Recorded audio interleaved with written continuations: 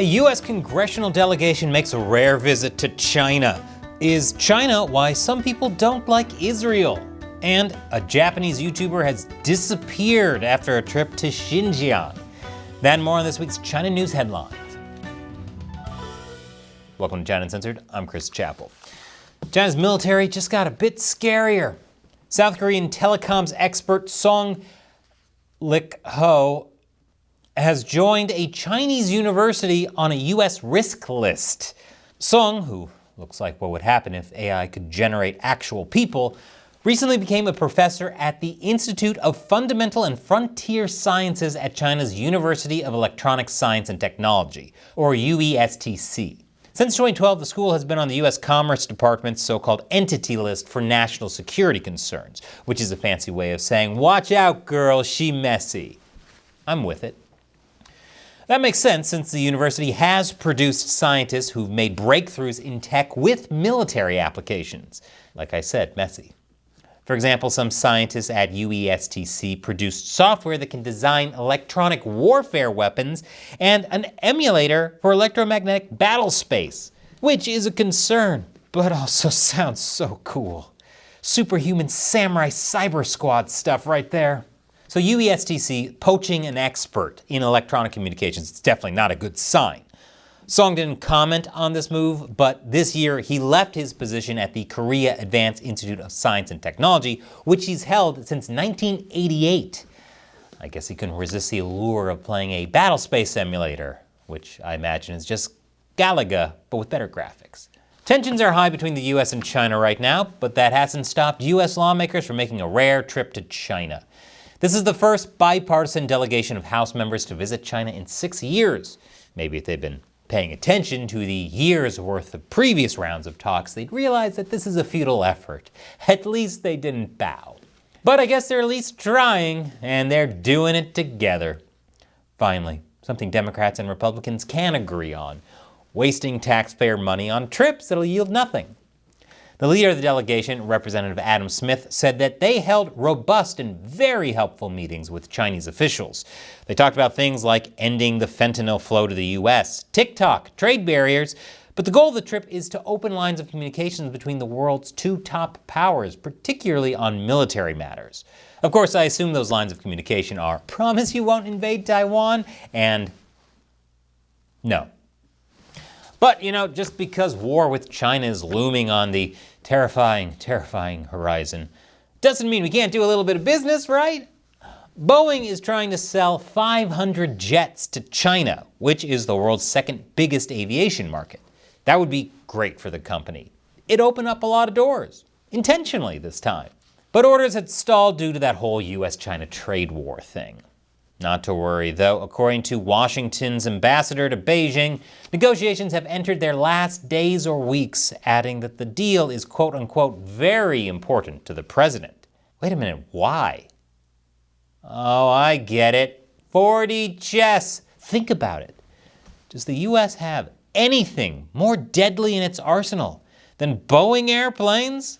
And after the break, Israel attacks China. Welcome back. China and Israel are in a war of words. Netanyahu was speaking to a large U.S. delegation visiting the country when he said this. And we will have to do several things to break loose from this siege that is organized by a few states. One is China, and the other is Qatar. And they're organizing an attack on Israel legitimacy in the social media of the Western world and the United States. What? People criticizing Israel on social media? Who's ever heard of such a thing? And everybody under 30 is against Israel. And not the CCP. Wow, what a totally convenient and organic development that benefits China. By the way, did you know that 1 in 5 Americans get their news from Chinese-owned TikTok? Naturally, the CCP rejected Netanyahu's claims, blaming Israeli policies and the ongoing Gaza war for the issues Israel is having. These pro-Palestine protests at Columbia University, paid for by pro-CCP billionaire Neville Singham, have nothing to do with it. Of course, China didn't use the genocide word since, people in glass houses that they lock Uyghur Muslims in. But China isn't done with Israel. The Chinese embassy in Israel is warning a member of Israel's parliament, the Knesset, that he will fall and be shattered to pieces after a trip to Taiwan. Why? Is he visiting Russia after that? Because if so, we should watch out for any open windows. Last Sunday, Boaz Toporowski led a delegation of Israeli officials to Taipei, which makes sense since he chairs the Israel-Taiwan Parliamentary Friendship Group. China's embassy in Tel Aviv accused Toporowski of repeatedly violating Israel's One China policy and being a troublemaker for bilateral ties, which, to be fair, is the least egregious thing Israel's been accused of doing over the last 2 years. Even though Israel doesn't formally recognize Taiwan as an independent country, back in July, 72 Knesset members signed a cross-party statement affirming Taiwan's global contributions. Taiwan has been supportive of Israel, especially since the October 7th terrorist attacks, and Israel has likewise been friendly towards Taiwan. So hopefully one day we can put aside all this horrible anti-Semitism and quit with the conspiracies that Israel and the Jews secretly control everything, and realize who the real enemy is. The Taiwanese, they secretly control Israel and through them control everything. I've seen through the looking glass. How do I transition from that? Baptist Shota, a Japanese YouTuber with 1.32 million subscribers, has seemingly vanished after posting a video of his trip in Xinjiang. On June 28th, the YouTuber posted a video called Inside Xinjiang, Life in China's Most Controversial Region, which, thanks to this, just got controversialer. So far, everything seems pretty normal, but the travel vlogger subscribers smelled something fishy, just like every other time China says nothing shady is going on in their controversialist region.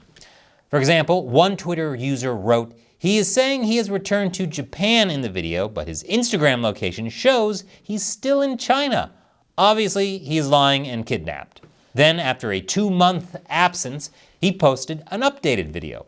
But again, his viewers were suspicious. They point to things in the video that seemed off, like this door, which one user pointed out is not a type usually seen in Japan, or the bruise under his eye and the window lock that is unusual for Japan.